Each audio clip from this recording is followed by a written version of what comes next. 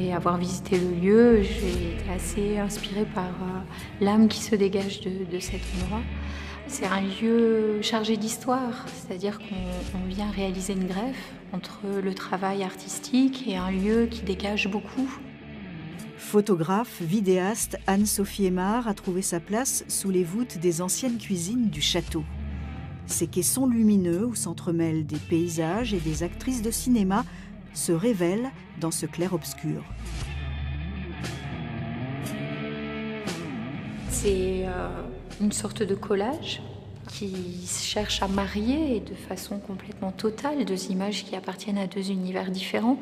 Alors c'est vrai que j'ai une technique numérique qui me permet d'assembler ces images, de les retravailler en colorimétrie, de les révéler par ce procédé lumineux du caisson photographique par un système d'éclairage à LED qui révèle l'image. Dans ces collages, Kate Winslet, Julianne Moore, Julie Delpy, Faye Dunaway sont littéralement propulsées dans des paysages de landes desséchées, de plages humides. La collision des deux images jette le trouble. Où est la réalité? Où se trouve la fiction?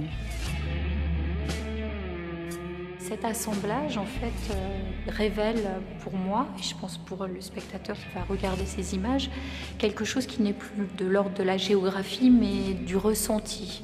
Et ça, je l'ai aussi appris, finalement, à avoir cette perception-là et à tenter de la retranscrire dans mon travail en regardant, par exemple, le cinéma d'Antonioni, un film comme Le désert rouge, où les décors des lieux n'est plus là en tant qu'environnement, mais bien comme un personnage.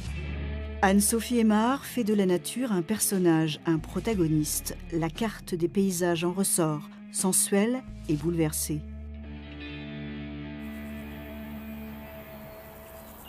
Le sculpteur Roland Cogniet aime aussi déplacer le paysage et le regard qu'on pose sur lui. Donc, normalement, l'herbe va recouvrir cette partie. Voilà donc le platane. Ce platane n'est plus un arbre, mais une œuvre posée sur l'herbe du domaine royal. Nature, sculpture, architecture, dans un seul geste. Le moulage du gros platane, du plus gros d'ailleurs de cette série de platanes qui est là.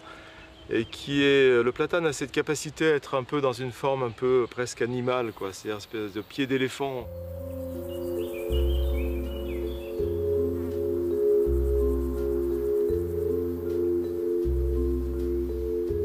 La couleur ici est donnée parce qu'on a fait le moule avec de la terre, de l'argile comme l'argile qui est utilisée pour les briques du château. Les arbres sont omniprésents dans son travail. Après la grande tempête de 1999, Roland Cogniet arpente le parc et récupère les arbres abattus par les vents. Depuis, le sculpteur ne cesse de tourner autour des séquoias, des cèdres et des platanes. Le parc ici a quelque chose d'extrêmement extrêmement serein. Les arbres qui sont venus à maturité, qui ont 150 ans ici, qui nous entourent, et notamment ces platanes-là, moi, m'ont frappé par leur tranquillité.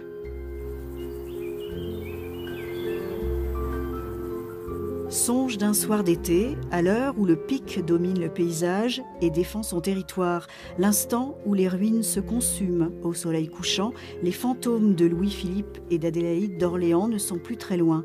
Le domaine royal est une formidable machine à remonter le temps.